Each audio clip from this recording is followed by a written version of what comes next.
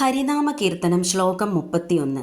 ഗട്വാങ്കനിന്ന ധരണീശന്നു കാൺകൊരു മുഹൂർത്തേന നീഗതി കൊടുപ്പാനുമെന്തുവിധി ഒട്ടല്ല നിൻ കളികളിപ്പോലെ തങ്ങളിൽ വിരുദ്ധങ്ങളായവകൾ നാരായണായ നമാം.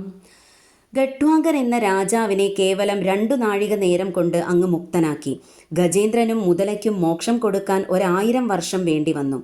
ഒന്നിന് അനന്തമായ 1000 വർഷവും മറ്റേതിന് തുച്ഛമായ ഒരു കാലവുമേ വേണ്ടി വന്നുള്ളൂ. എന്താണ് ഇതിൻ്റെ രഹസ്യമെന്ന് മനസ്സിലാകുന്നില്ല. രാജാവ് വളരെ കാലം ദൃഢഭക്തിയോടുകൂടി ജന്മാന്തരത്തിൽ ഈശ്വരനെ തപസ്സു ചെയ്തിട്ടുണ്ട്. അതിനാലും ഇന്ദ്രിയ നിഗ്രഹം ചെയ്ത് ഏകാന്തമായി മനസ്സിനെ ഭഗവാങ്കൽ സമർപ്പിച്ച് ധ്യാനം ചെയ്തതുകൊണ്ടുമാകുന്നു. ഇങ്ങനെ സംഭവിച്ചത് ഭഗവാന്റെ ലീല ഇന്ന വണ്ണമെന്ന് ആർക്കും നിരൂപിക്കാൻ പറ്റില്ല. ഗട്വാങ്കന് മേൽഗതി കൊടുത്തതുപോലെ എനിക്കും സൽഗതി നൽകണമേ നാരായണ. അതിനായി ഞാൻ നിന്നെ നമസ്കരിക്കുന്നു.